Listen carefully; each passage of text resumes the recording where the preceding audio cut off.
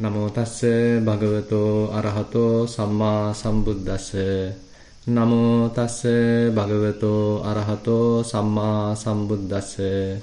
Namo tassa bhagavato arahato samma sambuddhassa. So last week actually we started to discuss a new sutta which is available in the Sutta Nipata. So as you know, Sutta Nipata is very interesting collection of suttas, particularly the early Buddhist teachings of the Buddha is included in this Sutta Nipata. An interesting point there is that most of the suttas comprise of verses, and there is a content as well as other verses included. And similarly in this Dvayatanupassana Sutta, which we are going to discuss, also has typical content as well as the verses. And very interesting suttas which are mostly familiar with, like Mangala Sutta, Ratana Sutta, Karaniya Metta Sutta. All these things are actually included. The source is coming from the Sutta Nipata. Now Dvayatanupassana Sutta is in a way little deep sutta, because here the theme is to recognize what is the final aim. So this is actually the we can say what is the aim of our practice. So when one is listening to Dhamma, when one is discussing Dhamma, which is noble and emancipating, leading to enlightenment, so that question indicates that the goal is the enlightenment, the arahantship. Here, by the way, Buddha is giving a different answer, telling that accurate knowledge of things arranged in dyads. So he has come up with certain methodology to indicate one side as the mundane side and the other side as the supramundane side. But his teaching is recognizing these mundane and supramundane sides and telling us, okay, once you practice, once you go to Dhamma listening and meditating, ultimately you come to a position where you can recognize how to recognize the mundane suffering or mundane kind of phenomena going on. By recognizing that, how you can switch to the supramundane side. So that means there should be a taste of supramundane realizations to some extent in order to come to this sutta. So therefore we can't immediately say this is a beginner stuff. So therefore some amount of vipassana practice is required in order to understand the context of this sutta. And typically we as Buddhists have a kind of a wish, may you be able to realize Four Noble Truths. So that indicates that we have a certain amount of understanding, okay, our practice, our listening to Dhamma, meditation, all are leading to the realization of Four Noble Truths. So Four Noble Truths become, in that sense, one of the goals. So understanding the truths. So we are practicing Sila, the morality, we are practicing Samadhi, the concentration, and the Panya, the wisdom, so that we are able to thoroughly understand Four Noble Truths. So this is one already established understanding or kind of a right view we all have, and that would become the very first dyad in the sutta. So therefore Buddha mentioned, if one is asking what is your aim in listening to those teachings that are wholesome, noble, emancipating, leading to enlightenment, then Buddha say you better answer them, telling that accurate knowledge of things arranged in dyads. And what are those dyads? So they are very much like the two sides. What are those two sides? And these two sides are different, and different ways Buddha is putting these two sides. So the first way he is putting is into the Four Noble Truths.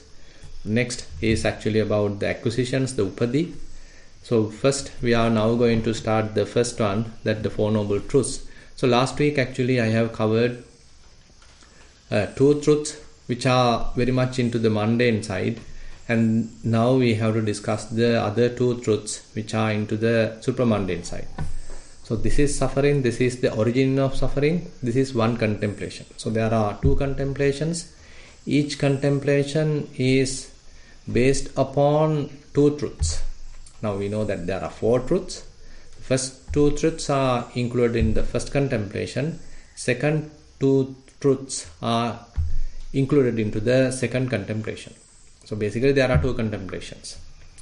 So the first contemplation is talking about the suffering and the cause of suffering. The second contemplation, which is leading to a supramundane understanding, comes under the third noble truth and the fourth noble truth. Now, actually, in order to understand this scenario, let us have a little bit of side understanding about the Satipatthana practice, because then one is able to understand what Buddha meant here. Assume that you are practicing for a certain amount of time and you are able to establish yourself in an unattached state of mind. That won't happen immediately. You have to go through a certain amount of practice. You have to maintain your morality, and then you are developing a certain amount of concentration. So once that concentration is available, suppose that you are practicing Kayanupassana. You are keeping your attention on the body. And as a result of that, you are able to recognize various phenomena, how they are coming and going. So you recognize the arising and passing away aspect of those bodily phenomena. If you are practicing Vedananupassana, so you are able to keep your attention on the different kinds of feelings, pleasurable feelings, painful feelings, equanimous feelings, either bodily or either mental. So you are able to recognize them, how they are coming and going, how they are arising and passing away. So you are developing certain amount of understanding. You are developing wisdom. Suppose you are keeping your eye on the mind, recognizing various thoughts, various emotions, or various signs, marks appearing in the mind. So that helps you to understand how they are appearing and how they are disappearing. That is also giving you to understand how impermanent they are, how unsatisfactory they are, how non-governable they are. So thoroughly we are understanding these aspects. And as a result of this aspect, one result is you are having kind of a disenchantment. So basically you are not much interested about getting involved in this phenomena, trying to possess them, trying to attach them, trying to hold them. Rather now mind is ready to let go. Mind is ready to detach. So the detachment arises. So once the detachment is fairly matured, then the release can happen. Vimutti, the release can happen. So then release is very much into the supramundane side. So we can't say it is the perfect release, but anyway, it is comparatively you are in a much better position. So previously we were dealing with the mundane aspects, Sankhata Dhamma, the conditioned phenomena, and now very much we are getting closer to Asankhata Dhamma, so that is closer to the Nibbana. Now last week actually we discussed two truths, how we are dealing with in the mundane side. So when you recognize the body, when you recognize the feelings, when you recognize perceptions, when you recognize mental formations, sankhara, and various different cognitions, the consciousness aggregate. So where you are dealing with is the first noble truth. So those are well explained in the Dhamma. Now if you refer Kanda Samyutta, Kanda Sutta, or Satya Samyutta, Kanda Sutta, so there Buddha directly mentioned Katamancha Bhikkhave Dukkhang Arya Satya, Pancha Upadana Kanda Tissa Vachaniya. So Buddha mentioned, so what is this noble truth of suffering? And there Buddha mentioned it is a synonym for noble this Panchupadana Kanda, the five clinging aggregates. So the five clinging aggregates are the representation of this noble truth of suffering. Now if you want to understand noble truth of suffering, so that means we need to understand five aggregates. Now five aggregates, in order to understand five aggregates practically, thoroughly, through your direct knowledge, then you have to practice Satipatthana, the mindfulness practice. So that is very much the methodology. So this is how things are fairly connected. Now, when you are practicing, say, Kayanupassana, you are understanding the form aggregate, how the clinging happens, and other various aspects of the form aggregate. When you are practicing Vedananupassana, you are understanding the feelings aggregate.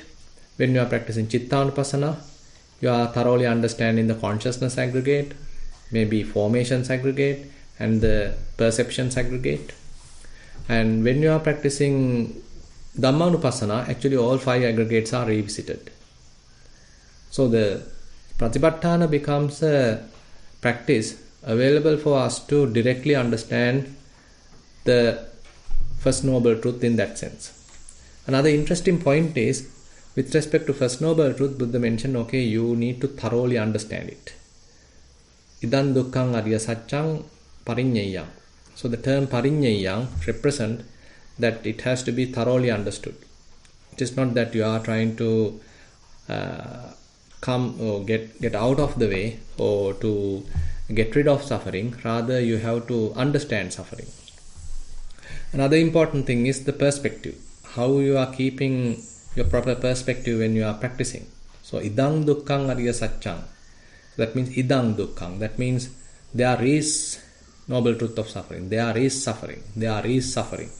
It is not that I am suffering. It is not that my suffering, why I am suffering. Rather, you simply put it in an objective perspective where suffering is considered as kind of a phenomena. It is not my suffering or why I suffering or this is I am. Rather, there is suffering. So that is why through the Satipatthana practice, we are developing this proper perspective practically. So there is in-breath, there is out-breath, there is rising, there is falling, there is hardness, there is softness, there is, say, pleasurable feeling, there is painful feeling, there is equanimous feeling, there is lustful thought, there is painful, say, there is hateful thought. So likewise, we are putting them in the proper perspective without claiming them as me or myself or mind. Rather, we recognize them properly. So that's another important thing that we need to understand. And so as we continue, basically, so you may able to understand the First Noble Truth by going through the Satipatthana practice. As I mentioned, we are very much like recognizing each and every aggregate. So the second aspect in this first contemplation is the reason of suffering or the cause of suffering. That is the dukkha samudayaṃ arya saccā. So with respect to dukkha samudaya, the cause of suffering, Buddha say, you need to abandon it. Dukkha samudayaṃ arya saccāṃ pahātabbā. You need to abandon it. You need to let it go. Typical approach is whenever there is a desire in the mind, so we are trying to fulfill it. We are trying to satisfy the desire. We are trying to gratify desires. So that is the common, typical approach that people would take. But now Buddha say you need to abandon it. Now in order to abandon it, we need to first understand it. So that is where the second noble truth, the cause of suffering, where Buddha mentioned that is the tanha, the craving. 3 forms of craving. Kama tanha, bhava tanha, vibhava tanha. Kama tanha is the desire for sensual pleasures. Bhava tanha, desire to become. Vibhava tanha, desire to get rid of. So they are fairly interconnected. And as we discussed last time, so basically when we are able to recognize if there is a kind of desire available in our mind, kind of a greed available in our mind, kind of a thirst is available in our mind, so immediately we can understand, okay, this is the craving part. The tanha is now present in the mind. Now that means we need to see it. We need to recognize it within the mind. Probably you can recognize first about the suffering. Assume that you are in a little upset mood. You are in a little frustrated mood. So this frustration is suffering. and say you are going through some amount of bodily pain, and as a result of that you are suffering, your mind is also suffering, you are going through some mental suffering. So you can recognize this mental suffering also, and say you are a little become impatient. That's a kind of an incident, and you want to meet someone, he didn't come yet, so you become impatient. So there is a little bit of frustration now developing in your mind, so that is also suffering. So there are certain situations that you have to go through, as a result of that mind get agitates. So this inner agitation, that is also suffering. So therefore this suffering actually comes in many different directions, and so we can't say that is the kind of severe bodily suffering that we are always talking. Rather it may be a minor suffering, it may be a bodily suffering, as well as it may be a minor mental suffering. So that one can recognize. So that recognition actually is very much into the present moment. Directly you know, okay, there is certain amount of suffering going on. Now when you are able to understand that, probably you can understand what is the cause of suffering. So there it is a little bit of investigation you need to do, where you understand, okay, now the mind is going through certain amount of unsatisfaction. So what is the cause for that? Say for example, you are waiting for a bus, and now you spend fair amount of time, the bus didn't appear, but this bus didn't come to the bus stop, so you get frustrated. So the frustration is now evident.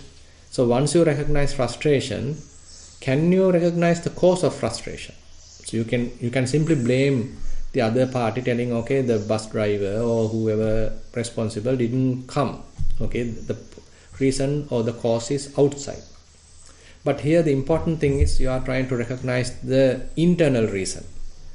So what is the cause of inner suffering, and what is the cause basically available inside? So you have an expectation, you desire, you want suffering to happen, and so that desire, so you are going through an expectation, so that expectation didn't meet, so as a result of that you are suffering. So that expectation is something causing you to suffer. So how about leaving aside that expectation? So that is another approach that we can take. So basically understanding suffering, and then understanding the cause of suffering, and then recognizing how one can let go of that cause. So that is what... You're muted. Oops. Sorry. Actually, understanding suffering, and then recognizing the cause of suffering, and then the third noble truth is to let go of that cause. So that is what actually we need to talk today. So the third noble truth. So third noble truth is called Dukkha Nirodhang Ariya Satchang. So that indicates here in the Dukkha Nirodha Ariya Satcha, you have to realize it. So Dukkha Nirodho Ariya Satchang Satchikatabba. The term Satchikatabba represent that you have to realize it. Now each truth has their function. The first truth we have to understand, Pariññaya. Second truth we have to abandon, let go of, Pahatabba. The third truth, that is called the Nibbana or the Nirodhang Ariya Satchang. So that has to be realized, Satchikatabba. The fourth noble truth, the Magga, the path, that has to be developed, that means Bhavetabba. So these are very important terms actually when we are understanding the Four Noble Truths. So these things have to be very well understood, because otherwise it's difficult to go through this whole thing. So the first truth we have to thoroughly understand. Second truth has to be abandoned. Third one has to be realized.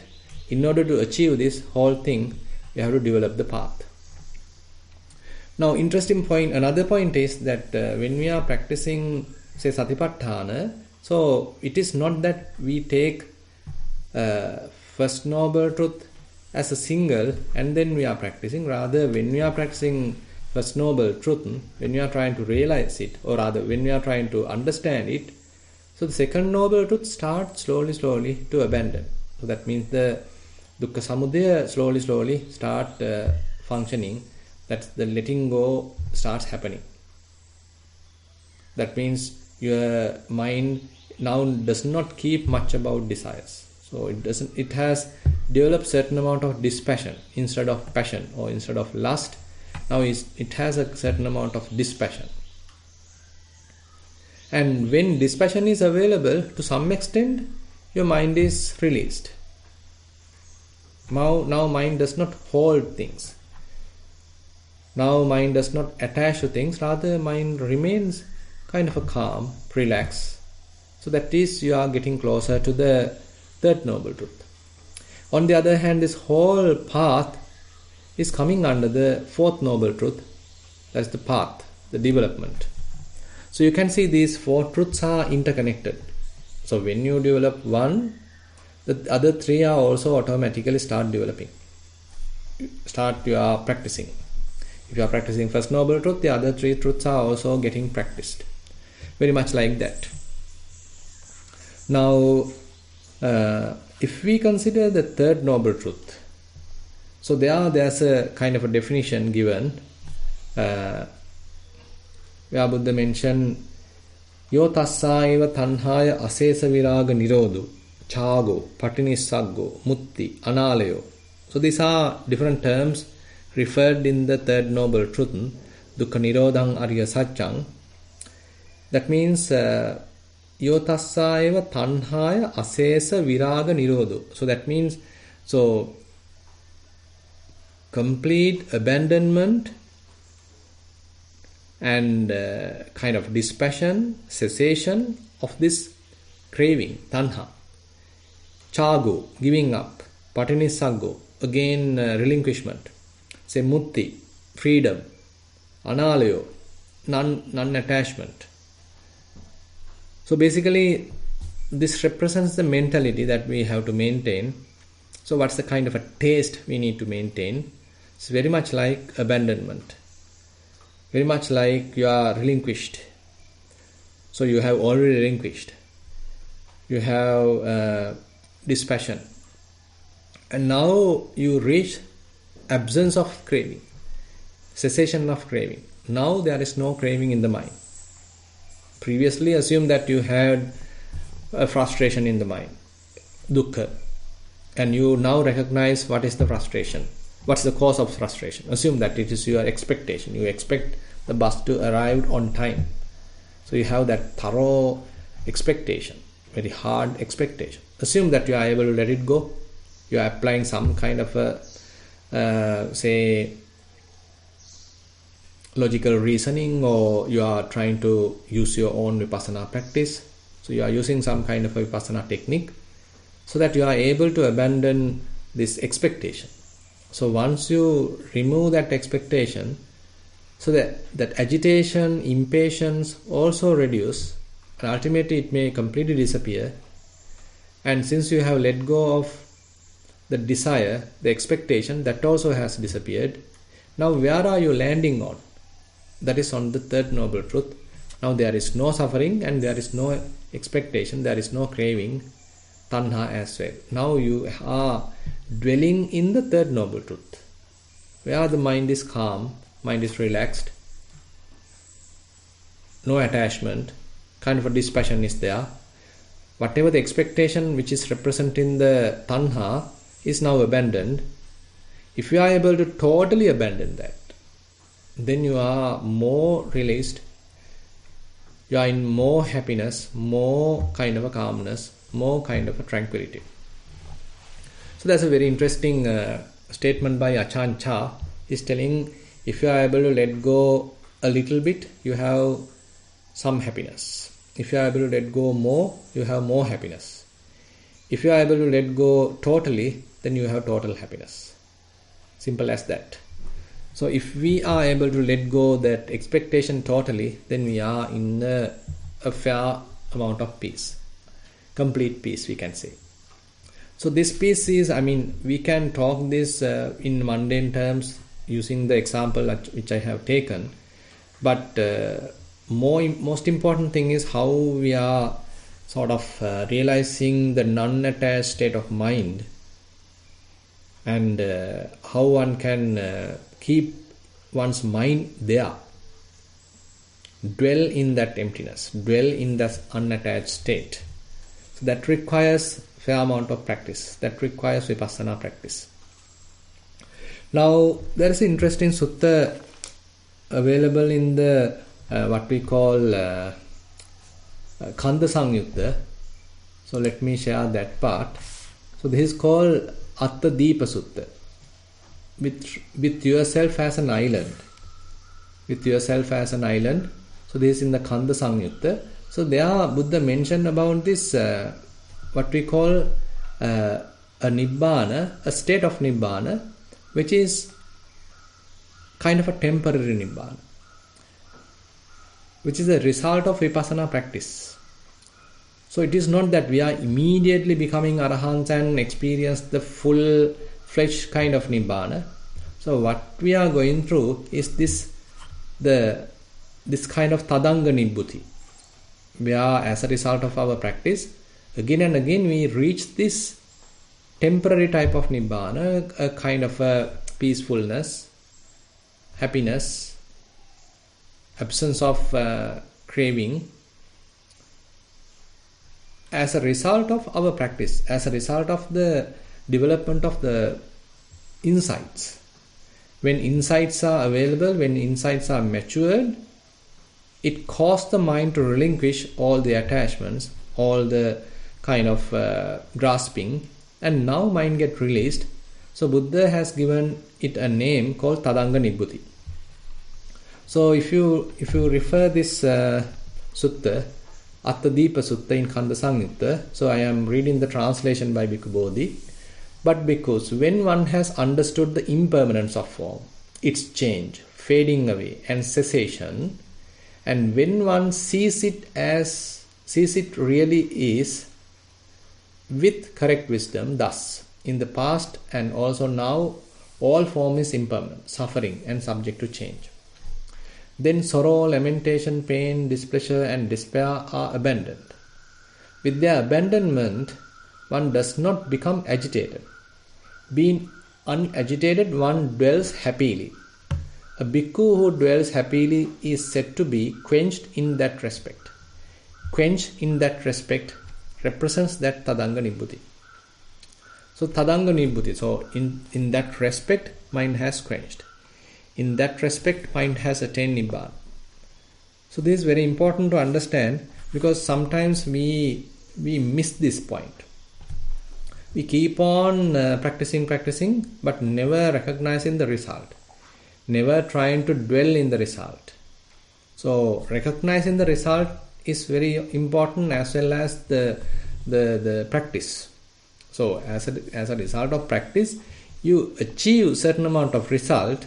So that result also has to be understood. Basically has to be realized.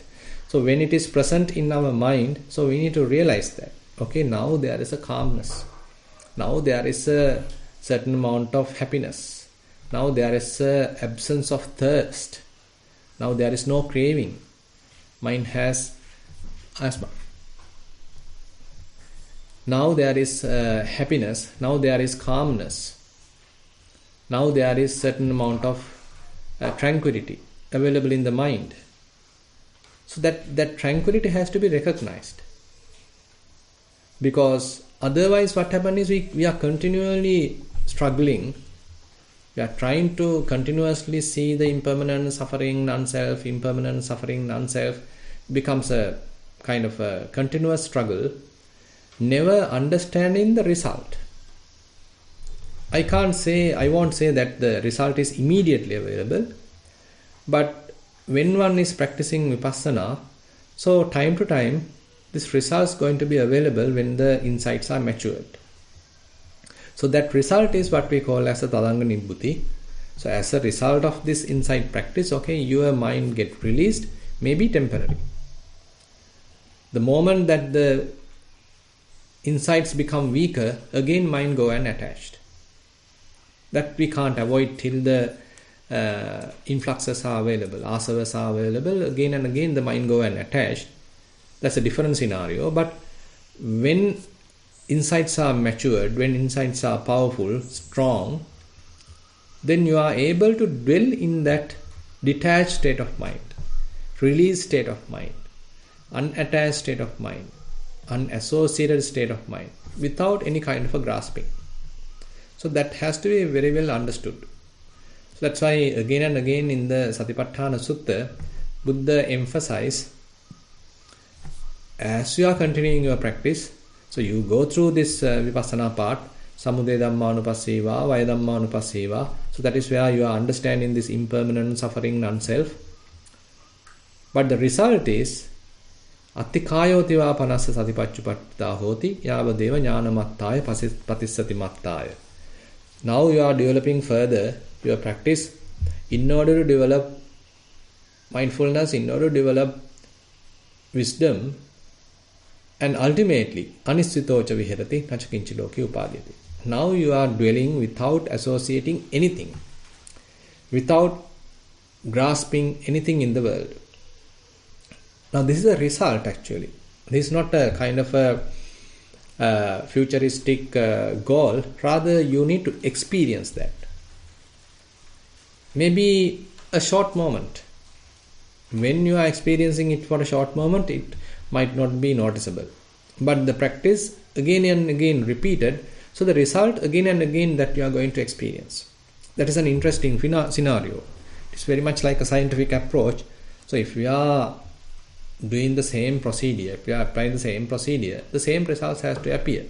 So similarly, if we are practicing proper vipassana, the result is this unattached, non-grasping state. So you are going to experience that again and again. Now you start feeling it. You start recognizing it. And now probably you can even notice it. And you can maintain it for a while. Previously it happened, assume that for 1 minute. Now you are able to maintain it for 2 minutes. You are experiencing it for 5 minutes. You are experiencing it for 10 minutes. You are experiencing it for 15 minutes. So that means without an object, without any kind of an attachment, without any kind of a phenomena, mind become empty, empty of grasping, empty of defilements, empty of stress, empty of suffering, empty of attachment, empty of any kind of craving. So don't think that this emptiness is a kind of a blunt and completely dull, very dry kind of a thing. Rather, it's a very rich emptiness. So that is also something we need to understand. Sometimes people are talking emptiness. So that emptiness, the word give a kind of a negative connotation. But actually this emptiness is a very rich emptiness. So why we call it empty? It is empty of any defilements. It's empty of any soul, a self. Empty of stress. Empty of any tension. Empty of any grasping. Empty of any agitation. So your mind remain calm, quiet, tranquil, and without any agitation, relax, kind of a cool. So this is the state that we need to recognize. And remember, still you are not an arahant. Basically, this is a temporary achievement, temporary nibbana. So that is why it is called tadanga nibbutī. So as Buddha mentioned here, with their abandonment, one does not become agitated. Being unagitated, one dwells happily. So your mind is in a little happy state. A bhikkhu who dwells happily is said to be quenched in that respect. So this tadanga nibbutī is something that one has to recognize, one has to realize. And we can say, so it slowly has to be developed. Now that is the Noble Eightfold Path, the fourth noble truth, where Buddha mentioned, okay, you got to develop it. So how can I maximize this tadanga nibbutī? How can I dwell in this emptiness longer? How I can maintain non-grasping state of mind for a longer period of time? For that actually you need a full-fledged path actually. Now, if you can remember, actually I have discussed that sutta called Satipatthana Vibhanga Sutta, where Buddha mentioned Satipatthana practice into 3 stages. The first stage is simple establishment of mindfulness, Satipatthana. The second stage is the development part, that say you are developing it as a meditation. That is where Samudaya Dhammanupassī, Vaya Dhammanupassī. So all that insight practice is coming under the development part, that is called Satipatthana Bhavana.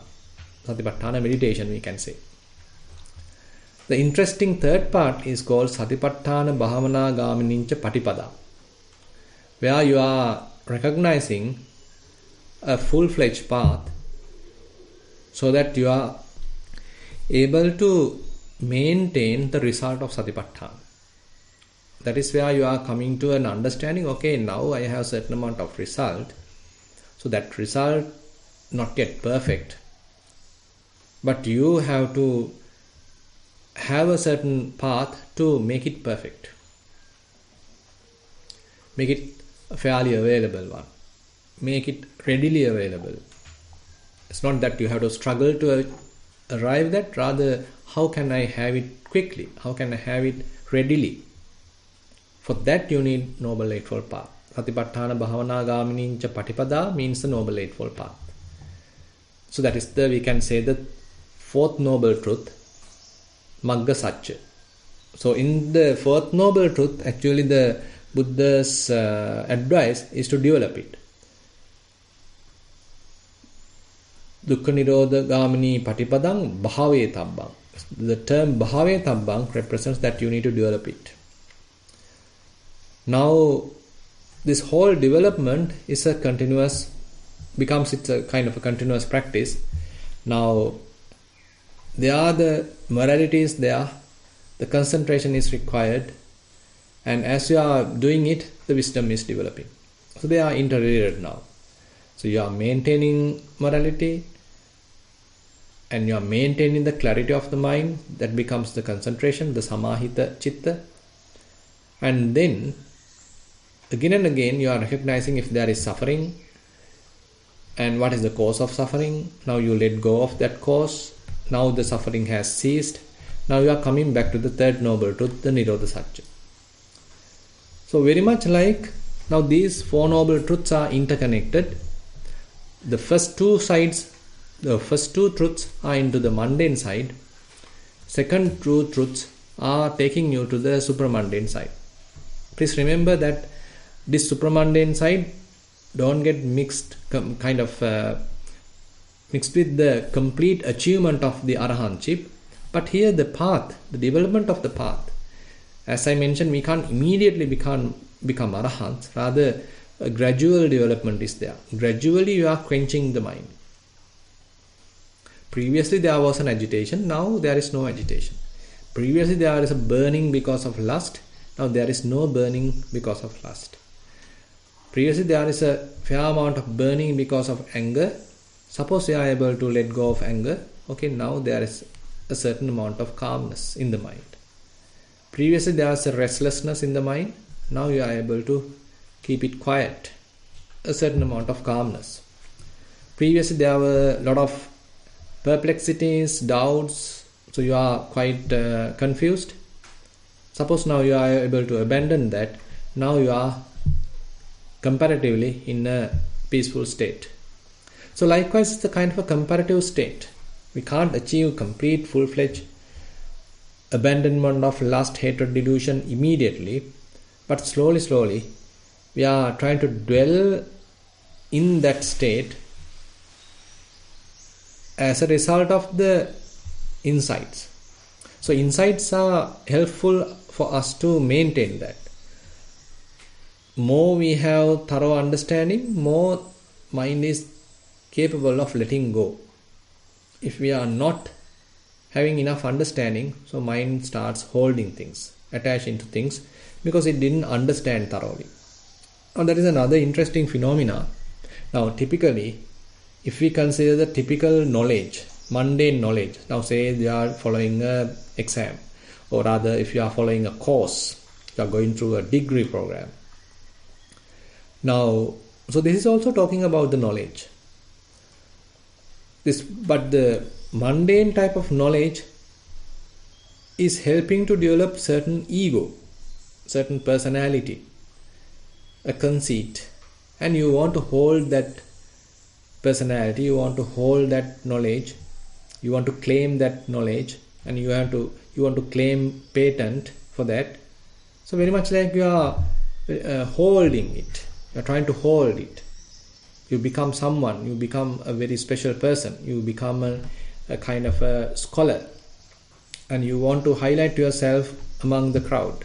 Okay, I am the best, and I have so many these things, I have this many degrees, I have so many research articles, I have all these publications. So likewise we are very much like trying to highlight ourselves, holding things, possessing things. So that is the nature of the mundane knowledge. But the interesting thing with the Buddha's path, the Dhamma path, is that this knowledge, the insights that we are endowed with, slowly help us to abandon. Rather than holding, rather than possessing, those insights are helpful to abandon things. Not holding things, not grasping things, not claiming things as me, myself, I am. Now even the conceit I am has to be let go of. And one would understand even that is a papancha, that is a proliferation, and that is also due to delusion. So more one is understanding, so the more the mind is capable of letting go. So you can see that it's a complete different path. Even though that is also a type of knowledge, so this knowledge is helping us to abandon things, not holding things, not attaching to things, not grasping things, but allowing the mind to get released. So mind will become more quenched, no thirst, no inner request, demands, but the mind remains calm, quiet, peaceful. So that is the result of this knowledge. Yatha bhuta jnana dasanam nibbidattang viragattang. So basically the thorough knowledge as they truly are is helping us to have detachment to the mundane things, to the second condition phenomena. So as a result of that, you end up with relinquishment, nothing to hold, nothing to grasp. So the realization of the third noble truth, and this third noble truth has to be developed more and more so that you are able to be there for a longer time. No stress, no attachment, no kind of a grasping, no heaviness in the mind, no burden in the mind for a certain amount of time. Say, how about 10 minutes?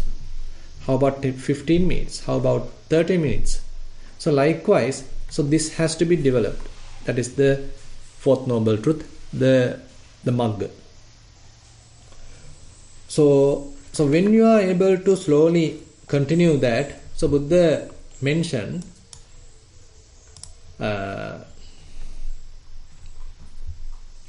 you are coming to a state where mental formations become very, very less. No sankharas in the mind, no fabrications in the mind, no conceptual proliferation in the mind. So that is sometimes referred as sankhara nirodha, where you stop doing fabrications, you stop doing conceptual proliferation. So mind remains kind of still, no even thoughts in the mind, no more formations. So therefore another phrase Buddha used to represent or explain Nibbana is coming with that respect. Etang santang etang panitang yadidang sabba sankhara samato sabbupadi patinissaggo tanhakkayo virago nirodho nibbana. So that's another definition, explanation given for Nibbana, where sabba sankhara samata, so stilling of all formations. There are bodily formations, bodily activities, there are verbal formations, thinking, words, fantasizing, that sort of thing, words, speech, all that, and mental formations, the fabrications, thoughts, that side of things. So calming down all that, keeping yourself cool. But don't think that you are dead. Don't think that you are sleeping. Mind is fully awake. But mind is tranquil, calm, relaxed. There is no agitation. There is no movements in the mind. Mind has stopped jumping to here and there. Mind is maintaining its calmness, relaxed state. As a result of stilling all formations. Probably you can remember avidya paccaya sankhara. Now, more we have ignorance, more would be the formations, more agitations, more interactions, more work on the other hand, in the mind. So mind can't remain calm, mind can't remain quiet, mind can't remain still. Every time agitated, every time you want to do this, do that. So you are geared to do things. But when avidya is not present, instead you have insights operating. So that means sankhara has to reduce, sankhara has to cease. That means the mind remain calm without formations. So mind is very much like relaxed, quenched, calm, tranquil. So that is, we are getting closer to the Nibbana. So therefore, with respect to formations, Buddha further explain the Nibbana, how you are to reduce all conceptual proliferations, reduce all fabrications, reduce all mental formations. So mind becomes still, quiet, calm. And it is a kind of a stilled state. There Buddha mentioned vimuttata tithang. So when the mind is released, it remains still. Vimuttata tithang. That's another further explanation with respect to this state Buddha has given in certain suttas, like Upaya Sutta in the Kanda Samyutta, where Buddha mentioned, without having any kind of a formation, fabrication, now the mind gets released. Once mind gets released, it remains still. No jumping, no movements. It remains still. Vimuttatta titham. Titatta santusitam. So once it is still, it is contented. Santusita, contented. Now you are in a peaceful happiness. It is not the mind become dry, rather it's a kind of a soft happiness is there. Vimuttatta titang titatta santusita. Once it is released, it becomes still. Once it is still, it is contented. Santusitatta na paritassati. And when it is contented, there is no agitation. Aparitassang pacchattang eva parinibbayati. So when there is no agitation, in this present moment, you are in a cool state. You are in a nibbana state. We can say it's a tadanga nibbhuti. Now you can see these Four Noble Truths are very much practical and integrated into the Satipatthana practice. So as you are practicing the First Noble Truth, understanding all five aggregates, so thoroughly you are having a direct knowledge about the five aggregates, it helps us to abandon the Second Noble Truth, the Tanha. The craving start fading away, craving start weakening. So time to time you are able to be or dwell in the Third Noble Truth, that is the non-grasping state. Mind does not grasp anything. You are in a release state. But this release state has to be maximized. The whole path has to be further developed. So the development has to be continued. That is the Fourth Noble Truth. Okay, with respect to that, further actually in this Dvayatanupassana Sutta, Buddha is telling certain verses. Those who do not understand suffering or the origin of suffering, who do not know where suffering completely ceases without remainder, and who do not know the path that leads to the allaying of suffering, they are destitute of liberation of mind and also of liberation by wisdom. Incapable of making an end, they fare on to birth and old age. So that is the worldling. He don't know how to do this whole practice and he has no understanding.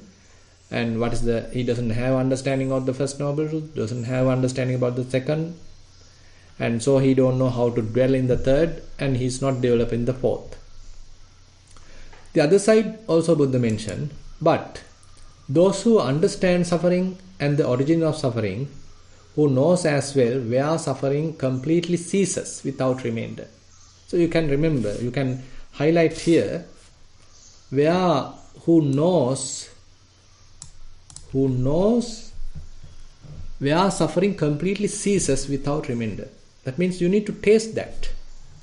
And who understand the path that leads to the allaying of suffering. They are possessed of mind's liberation and also liberation by wisdom.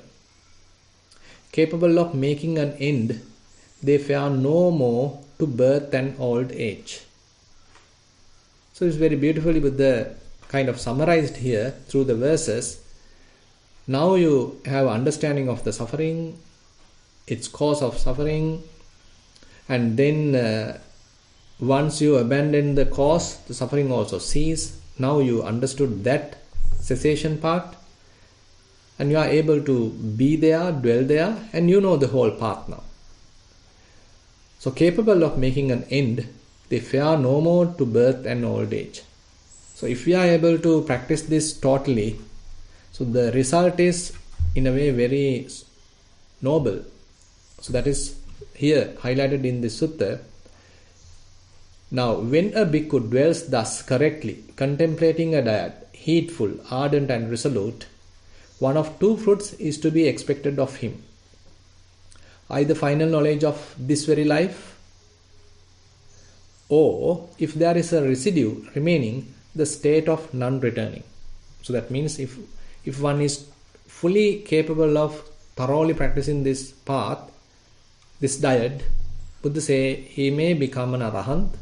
If not, he can become an anagami, non-returner. So such powerful these insights are mentioned here.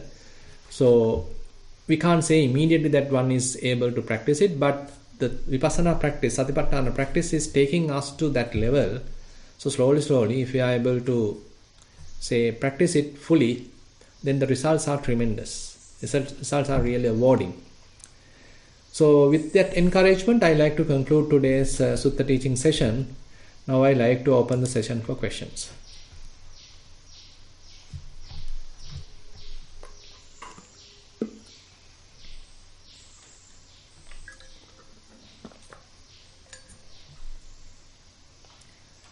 So if you have any question, please raise your hand. Yes, Keshan, you can unmute and ask the question. Thero and Saranai Swaminathan, so I really enjoyed the talk as well. There are several questions that I thought I should, while you were discussing, I thought it just came into my mind for a bit of a clarity. You're talking about the first noble truth, the second, such as the tanha, and the third and the fourth. And one have to seize the second in order to reach the third, so as the seize the third to reach the fourth, and etc. And then while you were doing this, you sort of experienced the some, maybe a slight segment or quench on that. So I think I just want that clarification, like the third, reaching to the third, when you have some type of residue for the second, is it the way that I understood it is not possible? Is that accurate? I think what I heard. Yeah. So basically, I think now, if we are able, once we are able to slowly abandon craving, to that respect, to that amount, calmness start, popping up. So you are extremely agitated, you are extremely angry, or extremely burning, but now you are able to little reduce it, little abandon it, so you feel a little peacefulness. Say now you are able to quench that burning, that fire, half of it. Half is now quenched. Now you are experiencing half tranquility. Suppose you are able to completely extinguish it, no fire at all, no burning at all. Now you are completely quenched, completely calm, completely relaxed. As Ajahn Chah pointed out, if we are able to let go of a little, we may experience little happiness. If we are able to let go more, we experience more happiness. If we are able to let go totally, we may experience total happiness. So therefore, we can't say that we have to wait till we abandon total, remainder-less cessation of craving. That is the best form. Remainder-less cessation of craving is what we call the Nibbana. So that is the perfect Nibbana. But we can't reach there immediately. So what we can have is a little abandonment of craving, so that a little happiness is available, a little less friction, less agitation, less boiling, less burning. But further, then we are continuing the path. Okay, now that means less craving now, less demands, less thirst in the mind. Now you have more in a cool state of mind. So you are comparatively you are getting more and more closer to that perfect Nibbana. Now less demands coming in your mind, less agitation in the mind. So you are experiencing calmness for a longer time. So it's a kind of a practically we are, getting closer to the perfect one. Yes, thank you, Bhante. I think yes, I get it.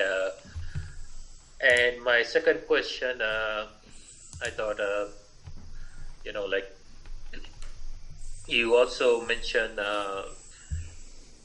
when you see the thought arises and the thought disappears, and or your the suffering ceases as well. And the ceases itself is where the Nibbana that I see, what I thought I heard as well, and what I learned from Dhammajiva Swamin Vansa as well. So I think Bhava Nirodho Nibbana. Yes. So the moment you sort of brings to an end, and then that itself, that slight moment, the sliver which has come to an end, where that emptiness is, you can enjoy for a split second maybe. So is that what I heard accurately as well? Yes. So basically that's why so Bhava Nirodho Nibbana is another way of putting it, where we can say you haven't become anyone, you have stopped that Bhava Tanha, so desire to become has abandoned. So basically the mind stops. So basically why this mind again and again going after this and that? We always ambitious of the next moment, always inclined towards the next event, always asking future happiness. Present moment, unhappy. Present moment, frustrated. Because we are driven by that Bhava Tanha. Currently unhappy, currently get rid of the present moment, that is the Vibhava Tanha. And always inclined towards the future moment, future event, future task, future achievement. So that is the Bhava Tanha. Now, how about abandoning that Bhava Tanha? How we stopped that yearning in the mind? How we stopped that, becoming process? Then that is Nibbana. So you are quenched. No inner thirst, no demands, no inclinations to the future. The present moment you are happy. Present moment you are contented. You are maintaining a peaceful mind, unagitated, not looking forward to anything more. I am happy in the present moment. That's it. So likewise, so it's very much like coming back to the present moment. It is not that we are practicing now so that we attain Nibbana in the future. Rather, we experience Nibbana now by giving up the desires, expecting something in the future. So therefore the practice has to change now. So previously we have the kind of view, okay, now I am practicing today, I am practicing hard so that I am going to attain Nibbana in the future. Maybe within this very life or maybe in the next life.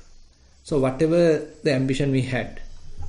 But the more one is developing Vipassana, so he may understand, okay, now mind has certain amount of release, no objective, no any kind of a gross feeling, there is no any kind of an attachment.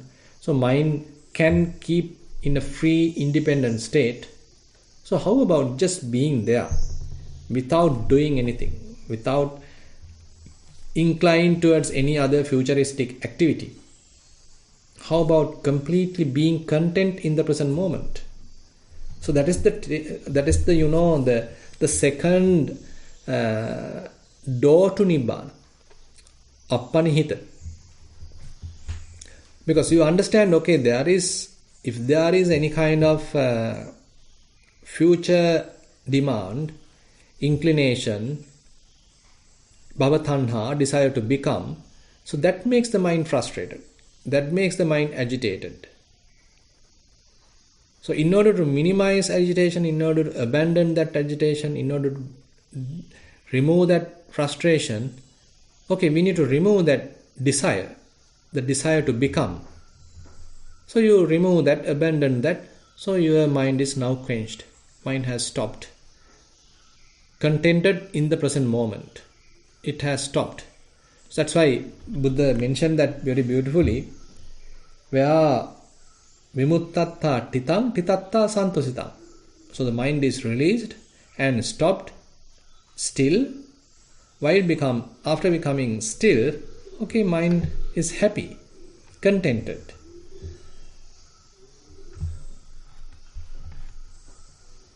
Yes, I understood. Thank you, Bhante. And then, so the way that I sort of understand, because we have that desire of, to become or becoming, or the bhavatanha.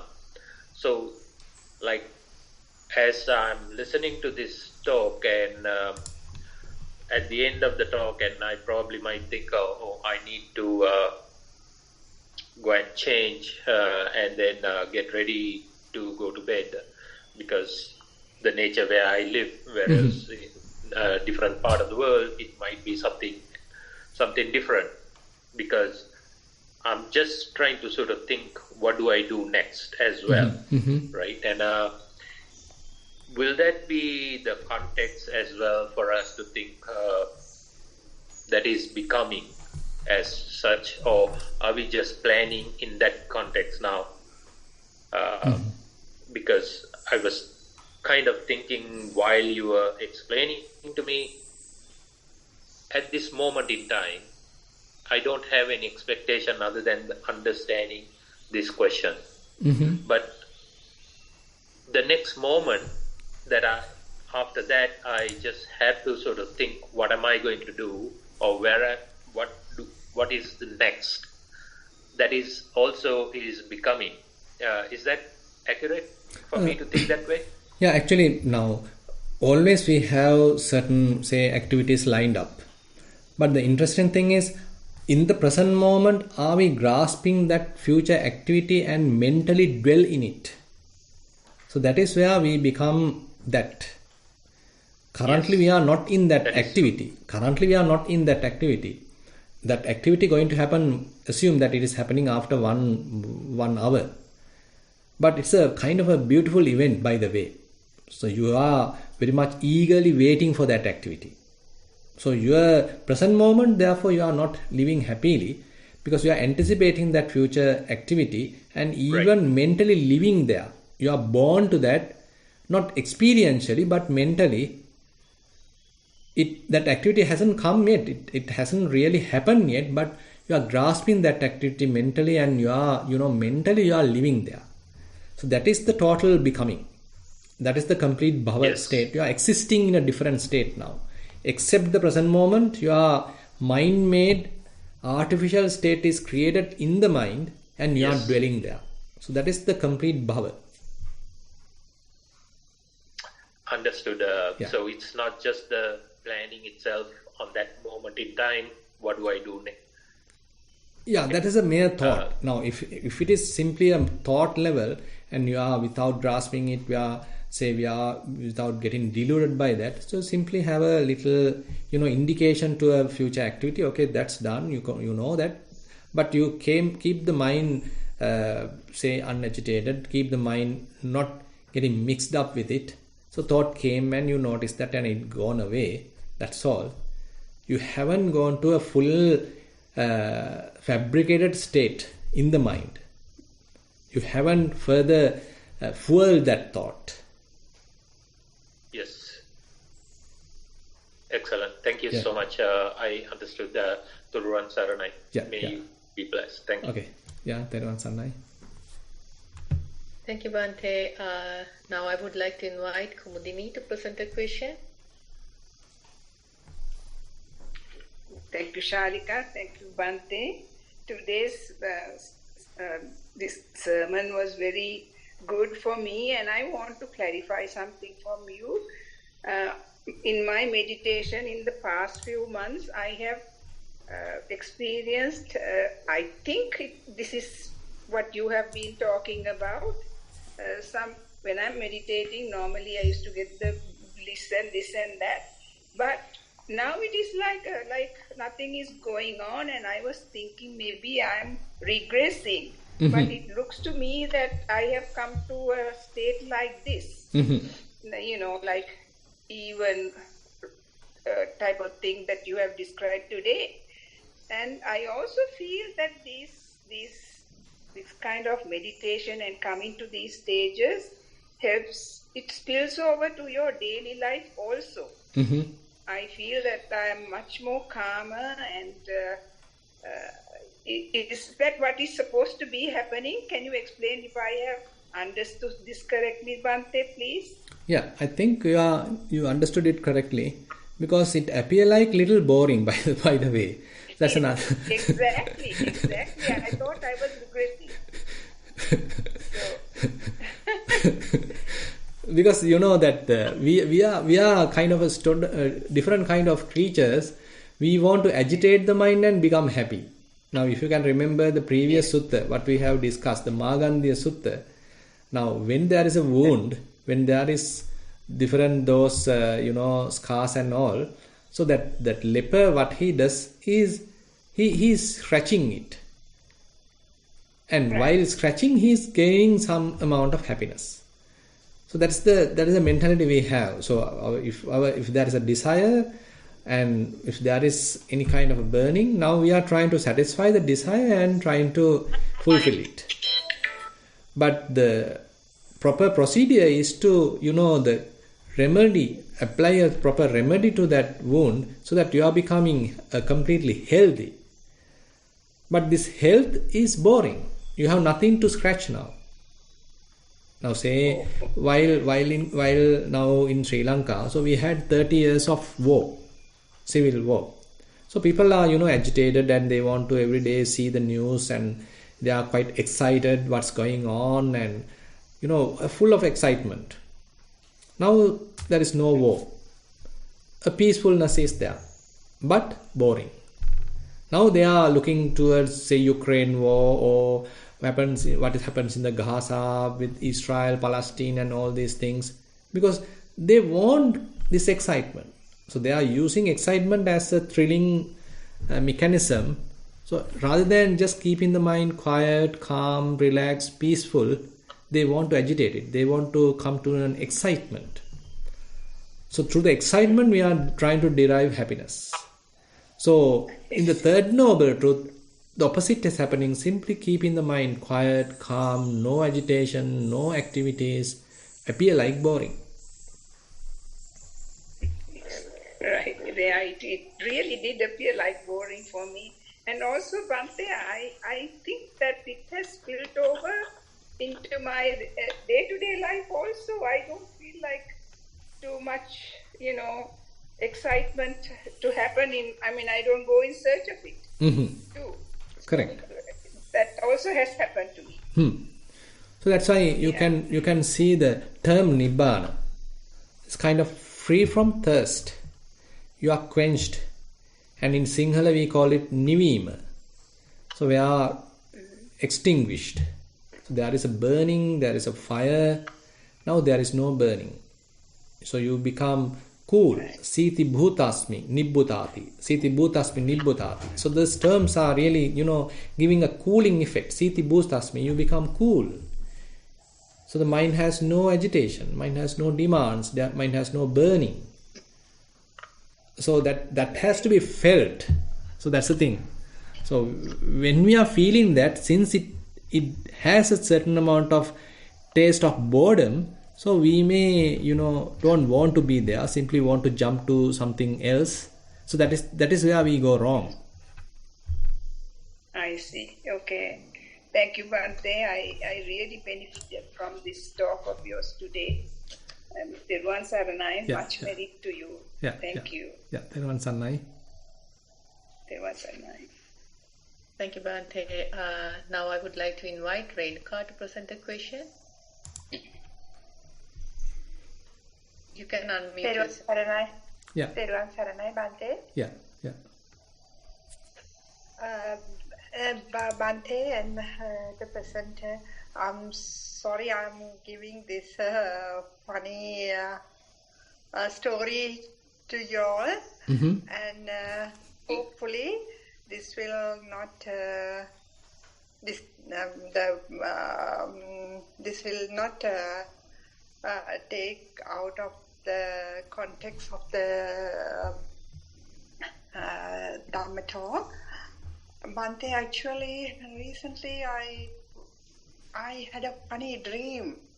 So I'm not asking to read my dream, but what I have learned out of the dream, I thought I'll share with you all. Right. Is it okay? Fine. Hope the others don't have any dreams to share. One day I saw a dream that I'm in a complete dark. There's no light at all, but there was so many people around me, something like I'm in an office, and we were happy. Even the darkness was happy. Nobody was complaining about it. And suddenly I got a call from somewhere that I had to go.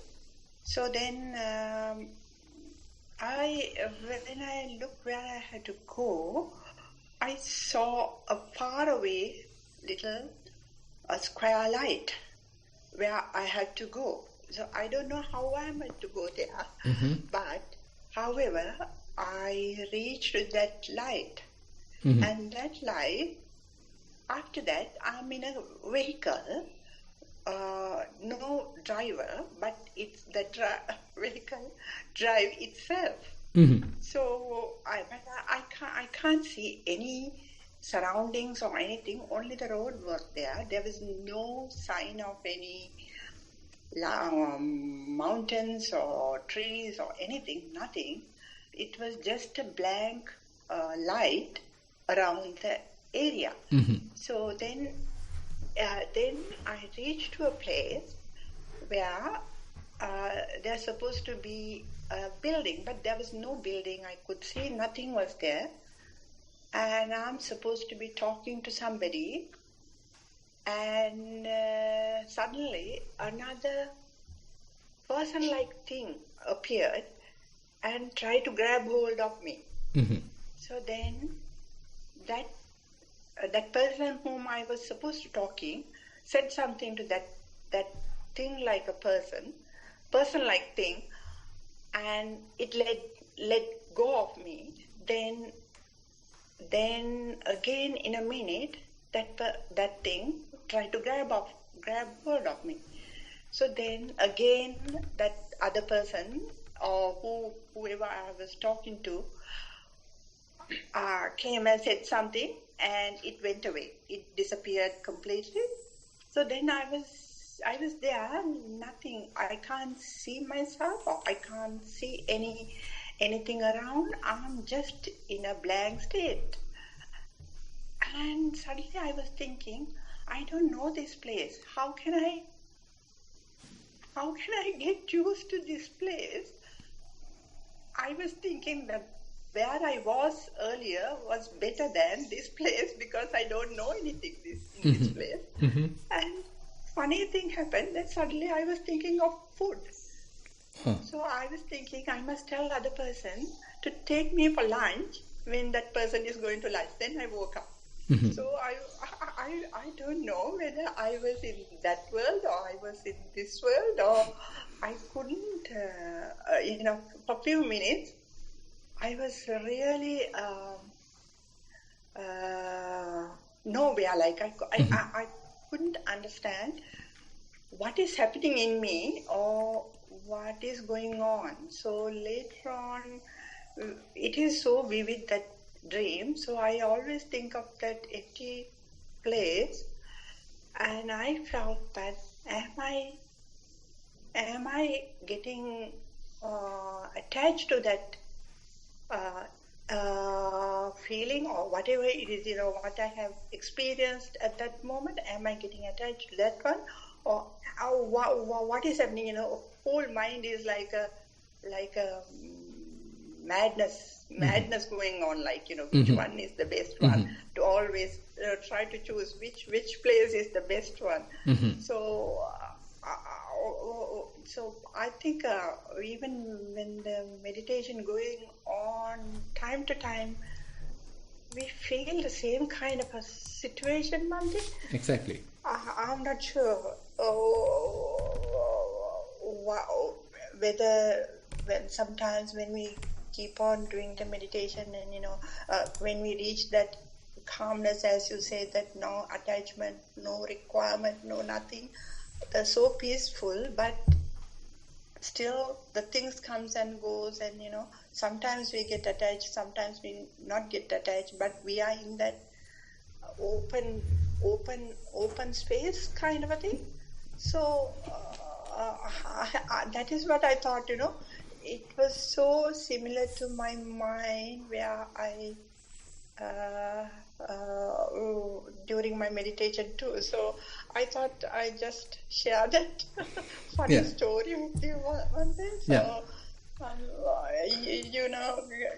can you advise me something on this particular thing? Yeah, I can take it a little different way. So basically, I can take certain indications available there, and I don't know how true it is. By the way, I can connect it to the Dhamma path. Now, one interesting point that you have mentioned is that you are going towards in a path, but there was no driver. So there is no person, but you are going towards in a path. So this is a very interesting point I picked up.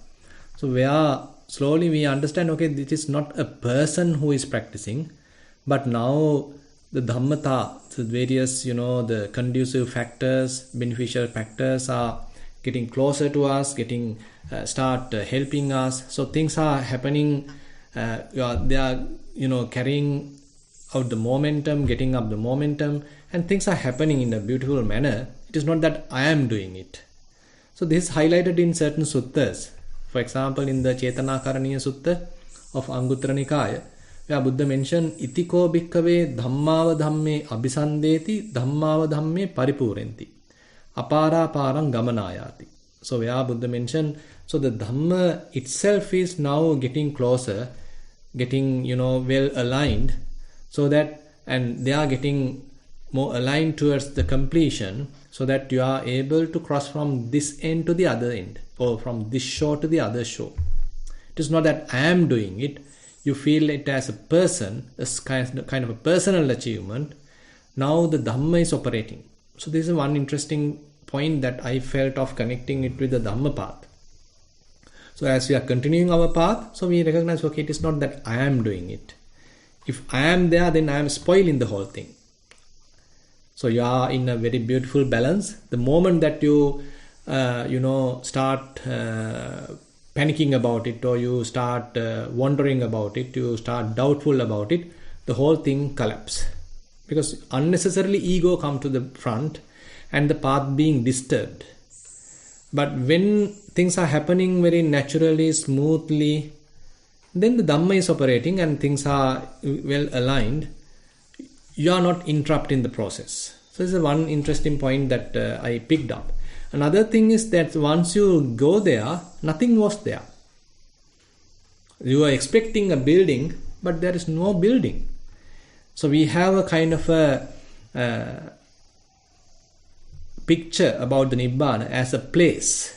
So I am achieving Nibbana, I am attaining Nibbana. Nibbana as a different state, as a different place, as a different island. But these are all, mind-made fabrications, where Buddha mentioned the state of the Nibbana is where unattachment, no anupadang, anisito anupadano, or akinchanang anadana, etang dipang na aparang. Nibbana miti tam brumi, jara machu parikhayam. So the definition, another definition that Buddha has given to the state of Nibbana, akinchana, where there is no possessions, there are no things. So basically have nothing, basically, akinchana, nothing. So here the more advanced explanation for nothing is that nothing of no availability of lust, no availability of hatred, no availability of delusion. The term kinchana comes for lust, hatred and delusion. So akinchana means you are completely free from lust, hatred and delusion. And as a result of lust, hatred and delusion, only we make things. We make people, we make someone, we make things because of lust, hatred, delusion. When lust, hatred, delusion is completely abandoned, nothing is there, completely free, completely empty. Anadana, there is no grasping, no becoming. Now, so this is a kind of a mental level that Buddha is talking. And but unfortunately we have a kind of a fabricated, conceptualized place of Nibbana. We are going to reborn there, or we are going to attain to that, or kind of an island, we are going to go to Nibbana. So this is the wrong, interpretations we sometimes have. Conceptually we are trying to proliferate about Nibbana. So that's why Buddha is always very careful in explaining it. And as you know, Most Venerable Kadakutta Gnanananda Thero has explained that very beautifully using 33 sermons. And we sometimes in the future probably we can take that also. Anyway, so this subject is very interesting, and ultimately what we are going to achieve is to the abandonment of all craving, and to abandonment of all ignorance, which is telling us there is a person. So that illusion, that delusion is what we are going to abandon. Then we can say we are already attained the Nibbana. Thank you, Bhante. Thank you so much. Yeah. It's so funny. I still can't come out of that. But it's, I don't know. I'm not 100% sure whether I explained it right also. Anyway, thank you, Bhante. Thank you very much for the kind advice. Thero Saranai. Yeah, Thero Saranai. I'd like to invite Darshika to present a question now.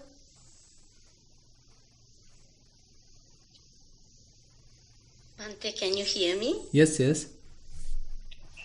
Bhante, I want to present some of my findings. I would like your comments too, please, Bhante.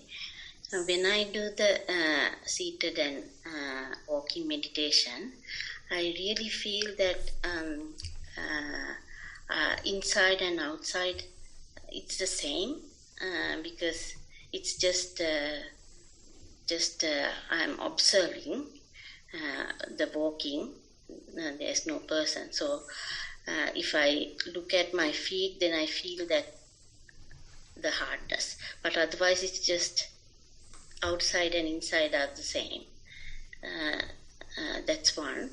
The other thing is when I sit down and do mainly the seated meditation, go into this empty space, both in walking and seated very fast as soon as I sit down or I'm walking. But when I'm seated, then I'm just watching my thoughts, whether something will come up. But I don't feel sleepy, I feel mindful every minute. But it's like after about 45 minutes, I shake up, and then then afterwards I think I have to start again to start meditating. So, but I haven't got any formations coming, no pain. I'm still, but it's like a sudden shake, and you feel you can't remember anything that what has happened.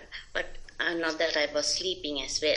I had the mindfulness, but that total event is all like forgotten what happened. Mm-hmm. The other thing is that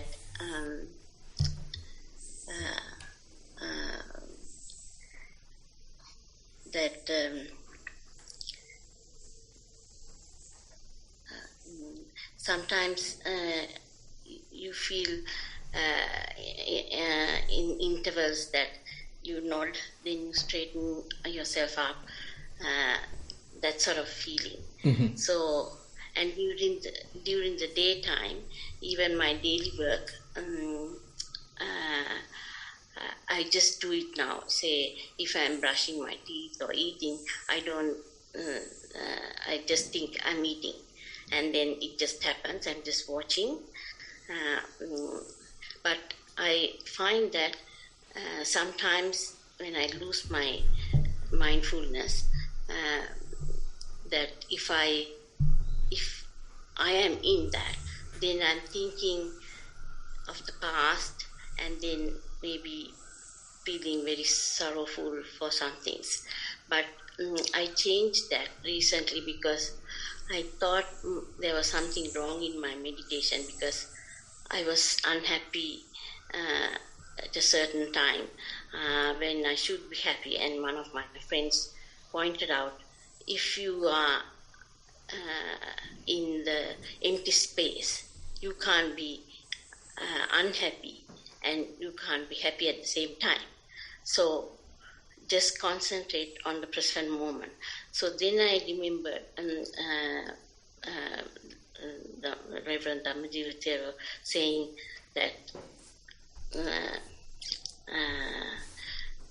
he always says you have to accept the gift. So you have to change your mindset. So now I have changed that, and because I'm in the present moment, I feel so happy and light, and suddenly I have felt that I have a lot of space in my brain, that it's really empty, and I'm just free, like. So is that are these good signs, or is it, what are your comments, Bhante? Yeah. I think no problem at all. You are doing well. So basically that's why we are understanding that freedom, recognizing that. So it appears like little boring, and there is nothing there, nothing going on, and you even question yourself that I am not struggling as before, so am I meditating? So previously I was meeting the schedule, I am waking up very early and burning like that, so I am meditating. So that feeling of doing something is there, but now that also has gone. So even you might question, am I meditating now? Am I not meditating now? Am I in a downfall? But rather now things have very much like stopped. Mind has stopped. There is no agitation in the mind. There is no grasping on object as such in the mind. Mind has come to a peaceful stillness. So that we need to recognize, that we need to fully appreciate. So that appreciation is required. So that is why I am emphasizing even during the today's Sutta teaching session. So once we arrive there, we need to fully appreciate it, we need to fully recognize it, we need to dwell in it. Then only we are recognizing, okay, this is something possible, available, I can maintain there, I can be there. I don't need to do anything there. In order to be there, I just have to stop doing and turn my practice into just being. From doing to being. Just be. Yeah. One thing I wanted to share, because really I was feeling very upset and very sad because I was putting in so much of practice. And then I was thinking, why am I happy? And because I'm doing all this and like it's so bored and I couldn't get up and do my work, but keep to my routine, and I was really trying. And so I spoke with a friend of mine, and she showed me and said, no, this is you're just let it go and just relax and enjoy the thing. So now I feel really good because since then, that's like a few weeks ago, this happened. I was wanting to ask you as well, Bhante, but anyway, I couldn't make it. So after that, I feel that I don't need to have a target to keep a time to meditate separately, because from the time I get up, I'm just doing things in the empty space, because it's in and out are like both same. I can't see a difference. Exactly. Because I'm just watching. So that's why I just wanted to share, because some people like me, some might be not appreciating. And a few days back when I listened to Reverend Dhammajiva's talk, he said this: you have to change the mindset and appreciate. Correct. So this is what I should do. So Yes. I should really change and appreciate the stillness. No? Kind of an inner silence, kind of a stillness, and you are trying to be there. The thing is, now while being there, just keep the mind in a shallow level, not going to deeper concentrations, and just be there, so that if mind wants, it may start thinking. If mind wants, it may get distracted, and then you can understand why is it still distracting. What are the desires still operating? What are the tendencies still operating? What are the the governing factors influencing the mind? So that is where slowly we understand our latent tendencies. We understand all different kinds of defilements still operating in the mind. So they are the ones drifting us from this this peaceful state. Otherwise the peace has to be available every time. So why not I am capable of having peacefulness every time? The culprit is the defilements. So then you are coming to another level. Slowly you are trying to recognize different defilements and slowly abandon them. And I-making, my-making, conceit, and those kind of things, little things, that also abandoning. So very much like you are now carefully recognizing subtle defilements and slowly abandoning them, so that this peacefulness become available to you without much effort, without deeper concentration. Still mind is happy, still mind is unattached, still mind is free from defilements. So, Bhante, funny thing is now when I go to the shops, I don't go much because I don't have so much of attachments, and also due to my medical condition I can't be going. So, but whenever I go, I pick up some things due to my habit.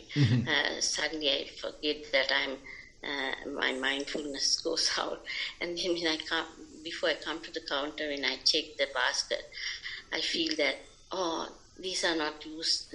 I don't need them. I can put them back here. So, because then I get my mindfulness and think, oh, why did I buy this unnecessarily? So it was so funny to go and put them back. And so now I keep track of myself and be mindful when I go to the shop from the start. Correct. Okay, thank you. Yeah. Thank you, Bhante. Yeah. Today's sermon, I enjoyed it a lot, so I thought I'll verify with you whether I'm on the right track. Okay. Thank you so much. Yeah, okay, since there is no more questions, probably Rajika, hope you haven't received any written questions. No, Bhante, there's no written questions. It seems like, okay, we don't have more questions. Okay, then we'll wind up the session. So we have spent 1.5 hours discussing various suttas and discussing the practice. So with this, we were able to accumulate some merits. So we share these merits with all the celestial beings, all the past relatives, and whoever in need of merits. And we wish these merits help us also to realize Nibbana in this moment, we say. So with that note, we'll recite the traditional verses. Ettavata cha amhehi sambatang punya sampadang sabbe deva anumodantu sabba sampatti siddhya. Ettavata cha amhehi sambatang punya sampadang sabbe bhuta anumodantu sabba sampatti siddhya. Ettavata cha amhehi sambatang punya sampadang sabbe satta anumodantu sabba sampatti siddhya. Akasattha ca bummatta deva naga mahiddika punyantang anumoditva chirang rakkantu sasanang. Akasattha ca bummatta deva naga mahiddika punyantang anumoditva chirang rakkantu desanang. Akasattha ca bummatta deva naga mahiddika punyantang anumoditva chirang rakkantu mamparang. Idang vo ñātīnaṃ hotu sukitā huntu ñātayo. Idang vo ñātīnaṃ hotu sukitā huntu ñātayo. Idang vo ñātīnaṃ hotu sukitā huntu ñātayo. Imina punya kammena māme bāla samāgamo. Sataṃ samāgamo hotu yāva nibbāna pattiyā. Imina punya kammena māme bāla samāgamo. Sataṃ samāgamo hotu yāva nibbāna pattiyā. Imina punya kammena māme bāla samāgamo. Sataṃ samāgamo hotu yāva nibbāna pattiyā. Sadhu, sadhu, sadhu.